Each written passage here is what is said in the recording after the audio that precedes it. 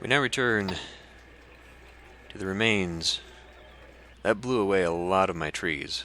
There were a lot of trees out here, actually. Okay.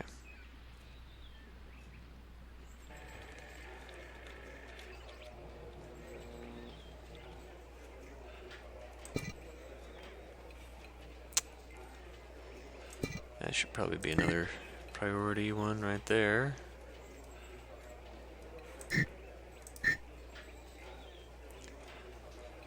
Oof. Now, Presidente, I believe some of your people may be calling for an election next year.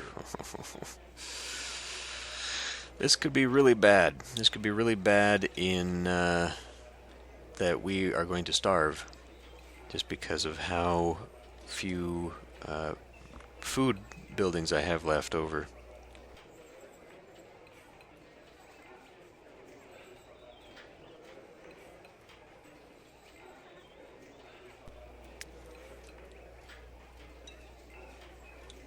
It's unfortunate that the election is so soon.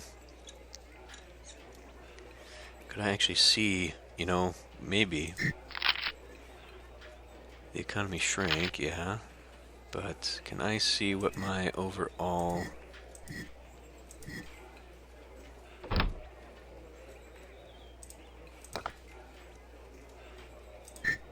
how can I tell what my overall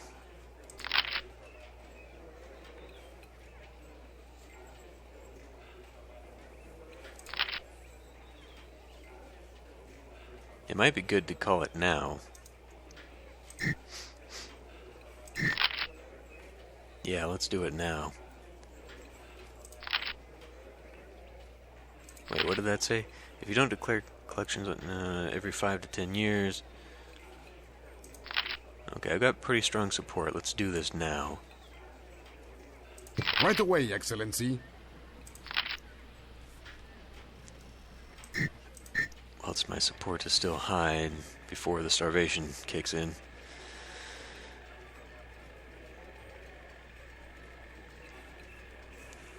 Now actually would be the time to do this. Because of all the construction that's going on, this allows me to put away some of this money in my own bank account, which I have not been doing thus far. On the other hand, my money is dipping dramatically, so I probably don't actually want to be doing that. The more legitimate way of doing that would be to build a bank, which is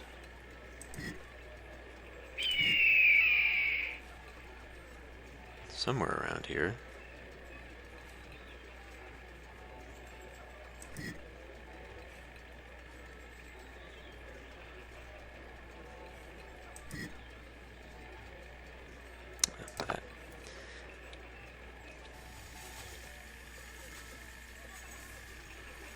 Actually, we could build the bank close to El Presidente. But you can build the bank and then it we'll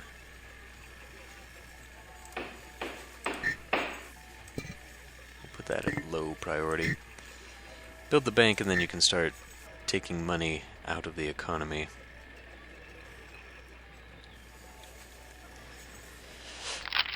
There is a chance that we can still make it. We can still drain the money that we've got.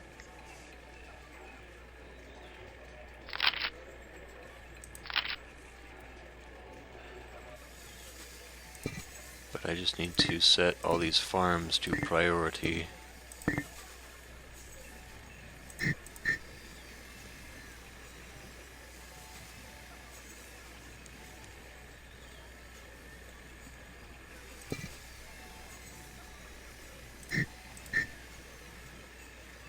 It's a good thing I had such a large bank, large treasury.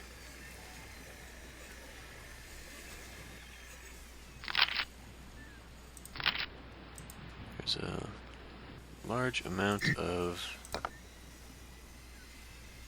I hope that's not going to kill the dock.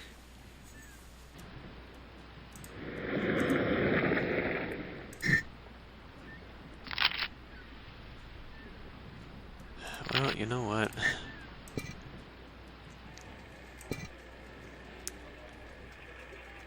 Kind of in a bad way right now. Let's do skilled workers. Although the population, strangely enough, the population didn't suffer. It didn't wipe out my population, it just wiped out the buildings.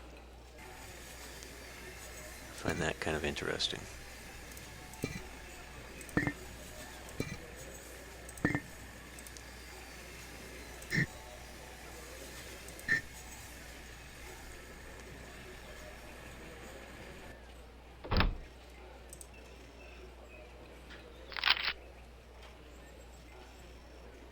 One year left.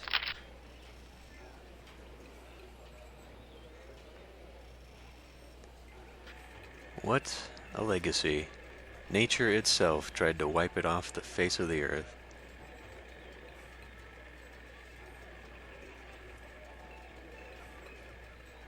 Okay, I think we need to prioritize this and get some people out of shacks.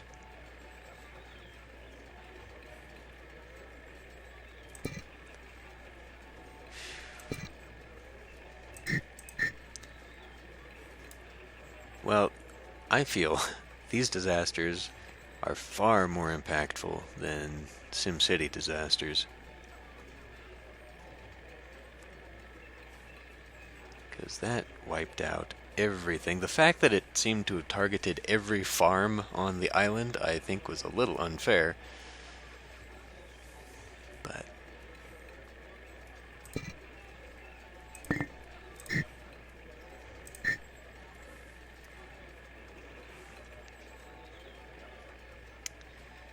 looks like overall things are okay. We still got tourists coming, so that's something to be grateful for, I guess. Almost 300 people.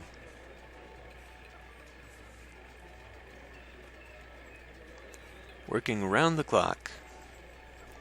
We are slowly rebuilding. And here we are.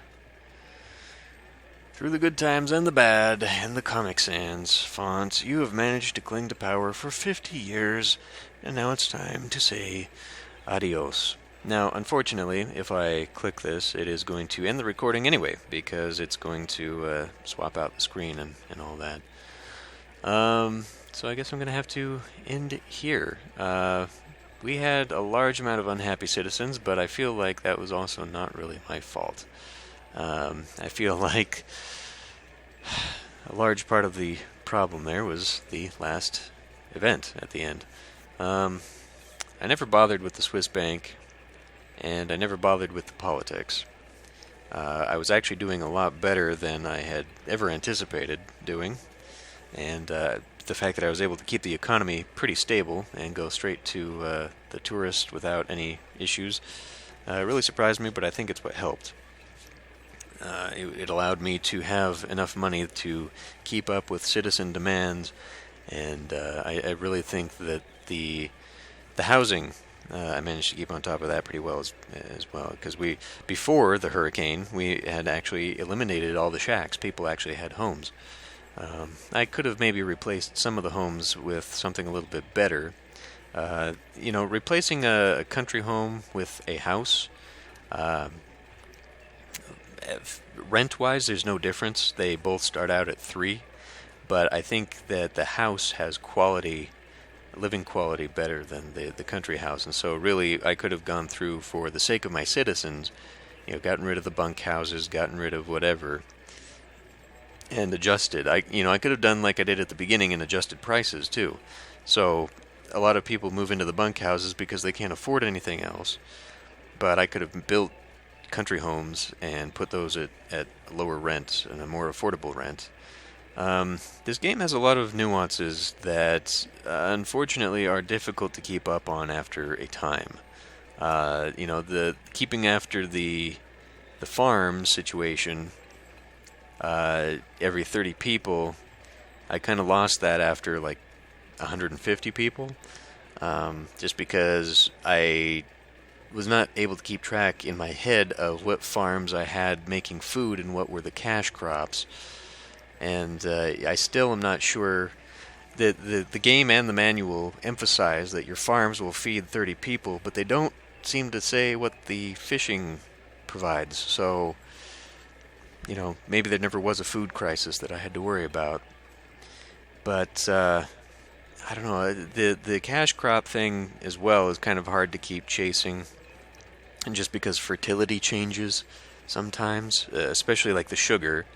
By the time I had that one sugar plantation down, it was no longer a viable place to have sugar, so I had to switch my crop.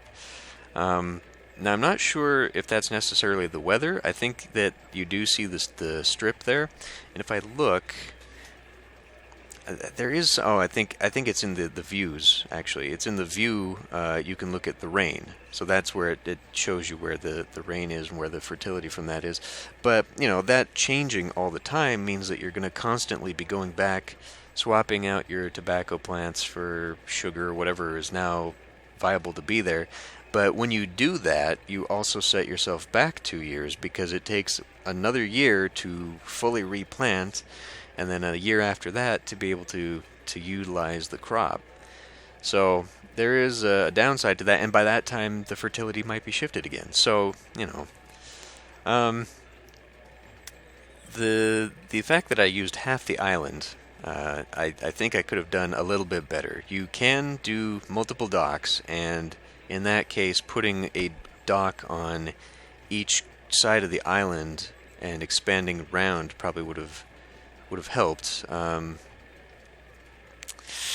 Yeah, I don't know. I just I didn't feel the need to go too much further beyond that. But I think if you do develop in that way, you really have to develop incrementally. You have to make pockets of housing so that they can travel to their location. I did that pretty well this time.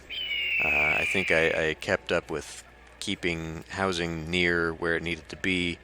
And you definitely have to have multiple constructions and probably teamsters to get things done efficiently.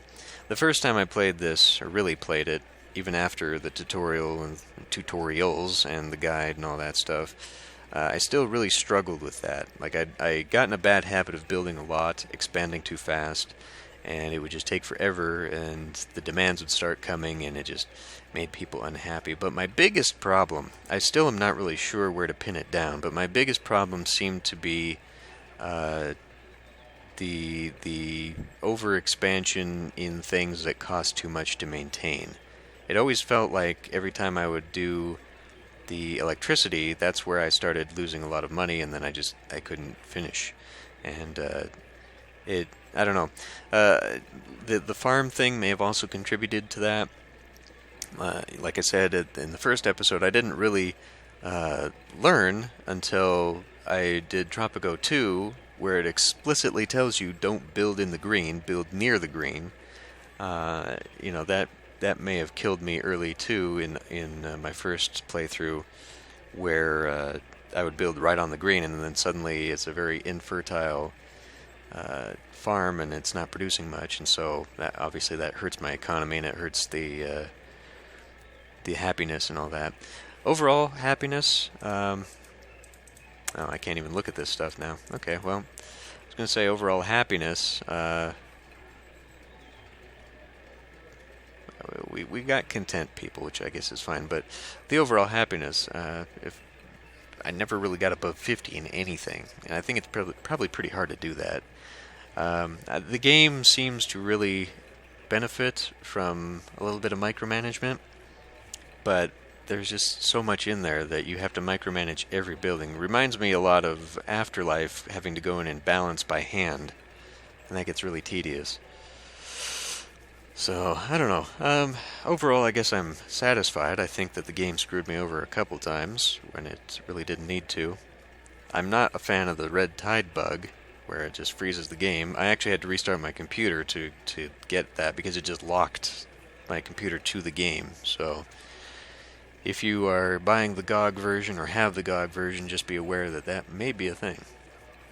It also might just be me. But anyway, I'm going to end this one here. Thanks for watching. I hope you enjoyed. I think I'll be playing Tropico 2 next, so I will see you in the next Let's Play.